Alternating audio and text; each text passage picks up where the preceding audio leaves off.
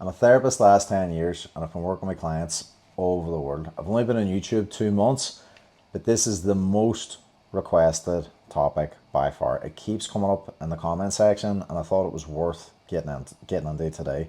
So today I'm going to be talking about signs and indicators of a healthy relationship. Now this is a really important topic to become familiar with because there's so much content that's out there online about toxic relationships, red flags, and this, that, and the other. But it's really important what you can identify when you're in an actual healthy relationship. What kind of behavioral things they look out for that would indicate that the relationship is healthy. Now, one of the things that I see the most in good, healthy relationships, and it is across the board, this is the most important thing, is that there is a sense of safety. Now, I'm going to elaborate on safety because there's a couple of elements that come into this, but first and foremost, the relationship feels safe for you to be in. You don't have to be somebody other than your real core self. Like, there's that level of self-acceptance. You feel like you're seen for who you are. You can communicate very openly. You don't have to second guess yourself. You're not walking on eggshells worrying what kind of reaction you're going to get, what version of your partner you're going to be dealing with from one day to the next. And I mean, this is really important because when you think about the opposite of this within toxic relationships, that is so apparent when it's not safe, although it can take on a different kind of expression. So safety in a healthy relationship means I am free to be myself. I can communicate very openly. I can ask for what I want. I can ask to get my needs met. I can be vulnerable, which is such an important part, but also that my sense of authenticity, the core person that I am, is seen and accepted by the other person, that we both embrace that with each other. Safety is also that thing around the kind of space that the person holds, that you feel that when you communicate with that person that there is a degree of trust, that you can confide in them. Now, we'll expand on trust in a minute, but if I confide or if you confide in a partner, you need to know that it stays between the two of you. You're not second guessing or worrying that they're going to carry this to their friends, to their family, that it's going to be used against you like you would see in unhealthy relationship dynamics. Safety also means that that person prioritizes your well-being, that you are there for each other, that you have got each other's back, that you don't have to worry about that person doing anything that's going to jeopardize the relationship, jeopardize your well-being, and that core of safety is very well established. Now, that won't change when you're out and about. It won't change when you're behind closed doors. There's consistency right through. And that is a massive, massive thing. And especially as I expand on this video when it comes to like conflict and communication, you can see why safety is such an important thing that underpins this. Now, one of the other big things that I would talk about that goes into developing a sense of safety is trust. Now, the hard thing with trust, especially for people that are dating, is that it takes a bit of time for somebody to reveal themselves, to show you who they really are. And that takes the nervous system a bit of time, especially if we're dealing with trauma or carrying old relationship baggage on a new container.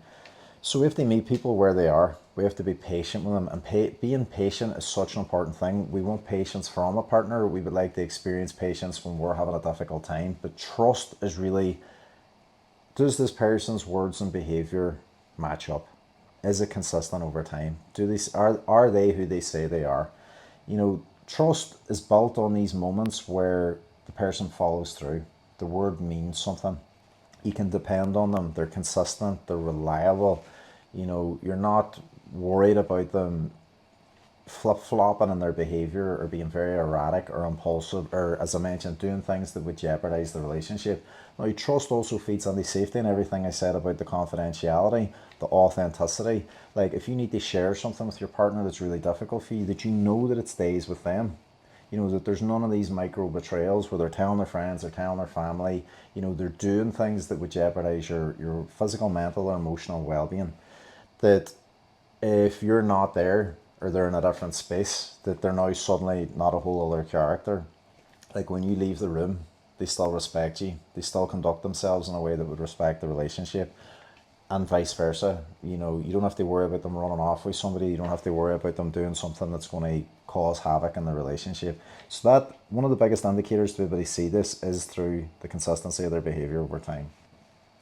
Now, within trust as well, that feeds back into safety, we're still talking about the same things. Like, if we take conflict and communication, for example, the reason we look at dependability, consistency, and safety as good markers is because inevitably, even healthy relationships are going to have moments where there's going to be conflict, there's going to be disagreements. And I need to be able to trust, and I encourage this with clients, like you need to be able to trust that the person that you're with is a safe person to be around, that they're not going to fly off the handle. They're not going to let their emotions get the better of them. They're not going to act out or lash out in a way that's going to make you feel unsafe, that's going to cause harm. They're not going to demean, degrade, embarrass, or try and humiliate you, whether that's in public or behind closed doors, with your friends, with your family, with your colleagues, wherever, that there is this core of trust between the two of you. And it's like that thing about fighting fair. I use fighting very loosely, but disagreeing in a relationship, you're not assassinating each other's character. You're not demeaning and degrading each other by name calling. You're not putting each other down in public or behind closed doors. You're not making it personal when it could just be something that is a complaint. You're not operating from criticism all the time. You know, we could talk about the four horsemen of the apocalypse that comes in with the Gottman Institute: stonewalling, defensiveness, silent treatment, contempt. You know, we want to see the opposite of those things. We want to be able to assume the best about our partner. We want to be able to work as a team. You know, it's you and your partner versus the problem. It's not a case of who wants to be right at the cost of the connection. And that's something that is so important. But when you look at communication, when you look at conflict and repair, what's underpinning this is that I feel safe enough to express myself. I can hold a different viewpoint from this person. And even in this moment when they've made it really, really difficult for me to try and connect with them, for me to try and understand, that I can still assume the best, that I'm not seeing the absolute worst in this person, and that we are still operating as a team. It's not I need to be right or they need to be right at the cost of the connection. It's like, do you want to be in a relationship or do you want to be right? Is being right that important for that person that they're willing to debate the connection to death? So these are wee tangible things that you can look at. But as I said, safety and trust, and a really big other one would be respect. And that would fall under that banner as well. So they respect you, they respect the relationship, they respect your safety, they respect like the confidentiality of the relationship, they respect the space, they create a space where you can be authentic, where you can be open and vulnerable, that's not going to be used against you. They respect the relationship in private and in public, when you're there, when you're not there. And also they treat you with respect as a human being. So that is where that comes under with the conflict and communication. They're not trying to bully, intimidate, demean, control, coerce, all those other kinds of things. They respect you amongst their friends as they would amongst yours. So there has to be that consistency underpinning this. And I suppose respect would also come under boundaries. They understand that you might have certain boundaries around certain things because that helps you feel safe. That helps you feel respected. That helps you feel connected to them. That it defines the relationship on a set of standards that feel good for you, that feel safe for you. The right partner will work with you. They'll negotiate boundaries. They'll not try and encroach or violate or make you feel bad for having these boundaries, because this is in part, if they want to be a part of your life, if they want the relationship they will work with you. And boundaries can soften in time, primarily when safety, trust and respect is there. But that they won't weaponize these things that you've spoken about. They won't make you feel bad, demean, or put you down for having these boundaries in the first place. And I think that's really, really important. So coming back to what I was saying there about communication, and this is a really big one, coming back into conflict and repair, a really important aspect within healthy relationships is that thing about assuming the best. I'm not trying to fall on the black and white binary thinking of like, this person always does this, they never do that, and staying in criticism and attacking their character and using absolute labels, because you're losing sight of the person that's in front of you. You've now made it about the argument or the disagreement, and you're forgetting all the things about that person that you actually really do appreciate, that you actually are so grateful for, because in these moments you're activated. And the conflict and repair strategy is such an important thing that you see in healthy relationships, because it keeps them out of those four horsemen. We don't want to be in contempt, because in contempt we are only seeing the worst that's there in that person. We don't want to be in defensiveness, and defensiveness is a difficult pattern for some people to get out of, because that's blame shifting, but it also erodes connection over time.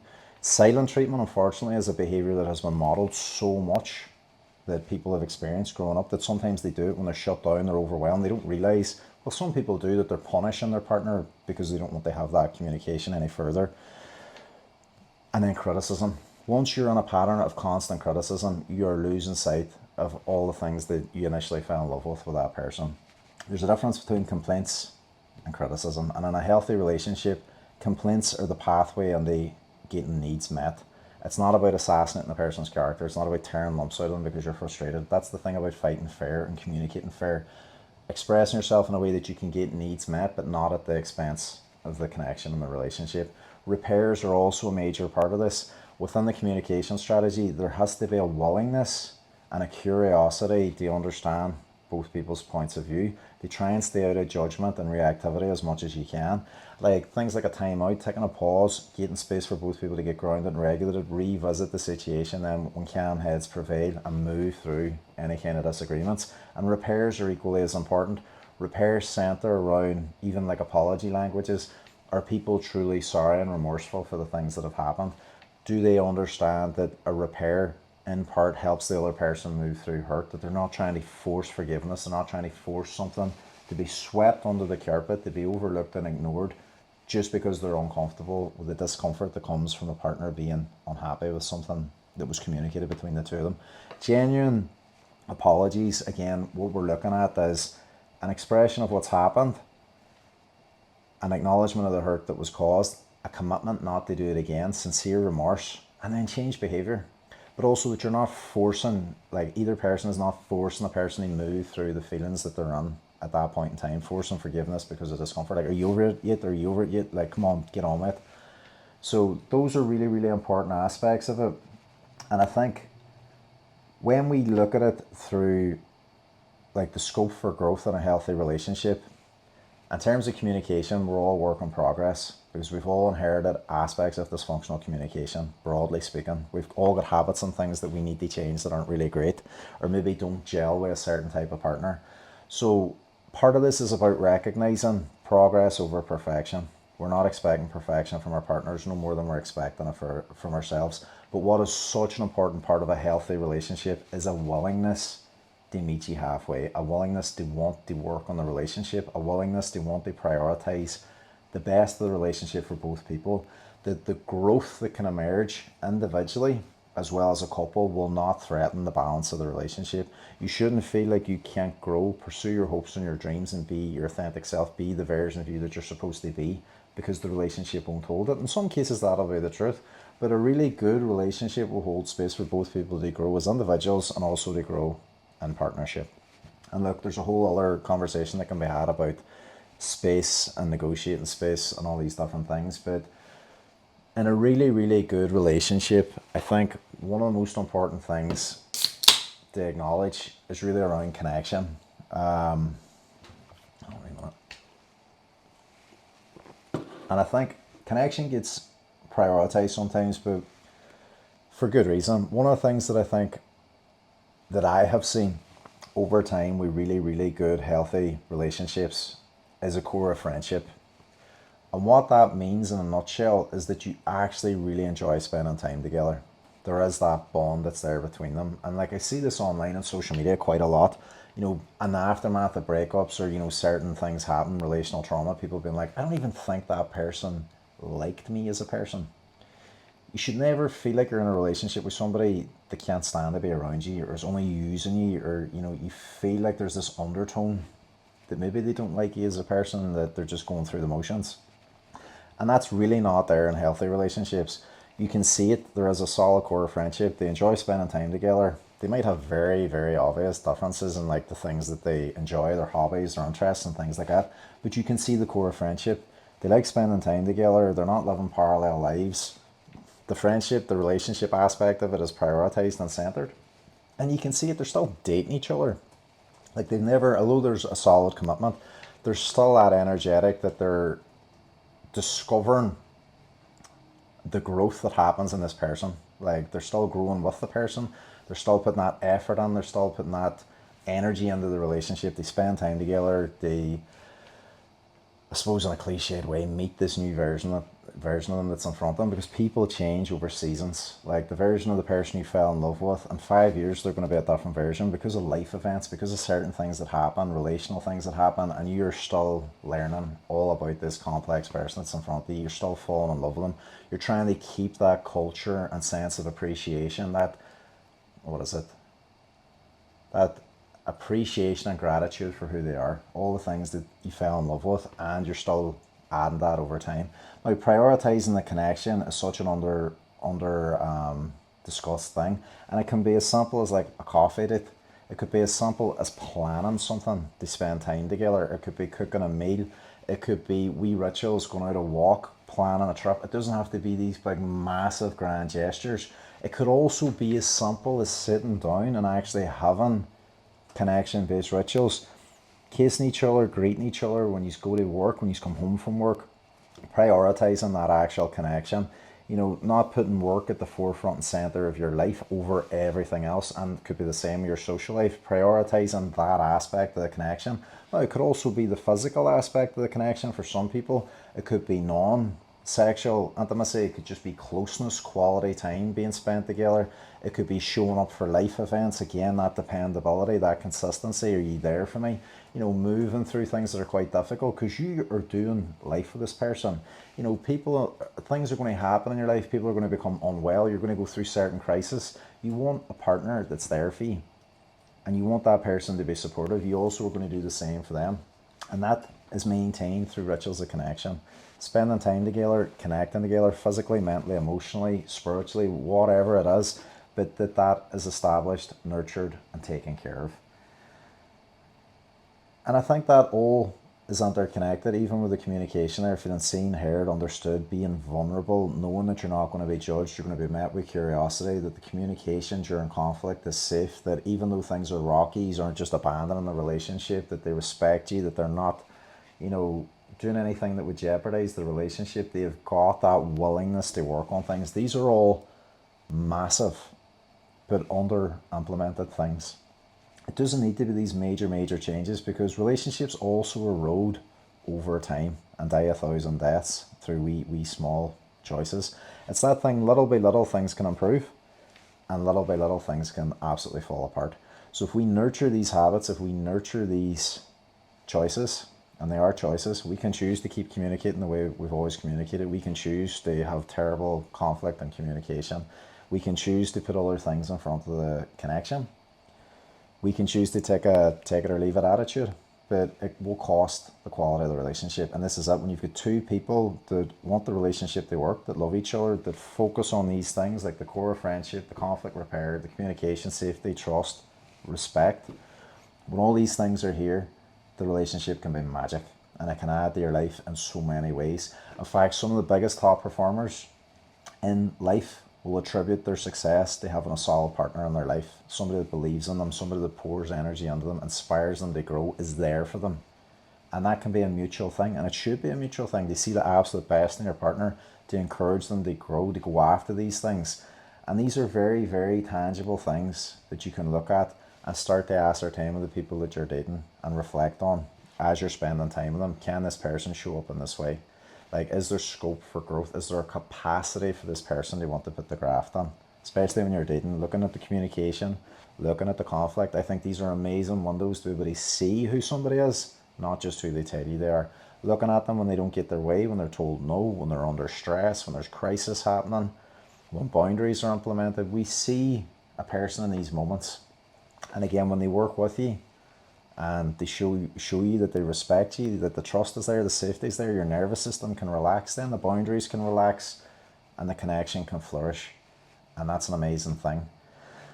Now, the opposite of this is also true. If you've just went through a horrible relationship and you've had all this kind of harm, we'll say, or hurt, and the impact of a really difficult relationship affect you, maybe your identity is not feeling great, you're not feeling too good in your self-image, your self-acceptance. Maybe you're still in love with somebody and you know they're bad for you. You want to let it go. Maybe you just want to heal, release, and let go of any attachment to an ex, somebody that's taking up space in your head and your heart. I have created a bundle of guided meditations that can help facilitate this. I have done it with hundreds of clients. It's one of the cornerstones of how I choose to work with people. It helps with subconscious change. It helps people release and let go, tap into something energetically within them, cut the cord, improve how they see themselves, how they feel about things, give themselves a sense of closure that they might not be able to get with that person. And it's a really good tool. And if it's something that you're interested in, I'll put a link in the comments below and you can have a wee look and see how you feel. It's so important that we recognize the signs of a healthy relationship. And if you're somebody that's just come out of a really difficult relationship, you're struggling in any way, please look at some of these videos, because I know the content on that can help. It can help put things into perspective for you. It can help frame things in a certain way so that this pattern isn't carried further, and repeated going forward. And if you feel like you've been through a lot, if you feel like you're not coping, or you've tried loads of different therapeutic approaches and it hasn't helped, and you want to go into deep change, releasing this on an unconscious level, releasing this deep into the nervous system, please reach out and apply to work with me one-to-one. We can do really focused work. You can see all the transformations and testimonials that I have on What Clinic, and see the scope and extent of the work and how much can shift in a short period of time working together. Thanks for watching. If you have any other recommendations or anything else that you would like to hear me talk about, please comment below, and thanks again for watching.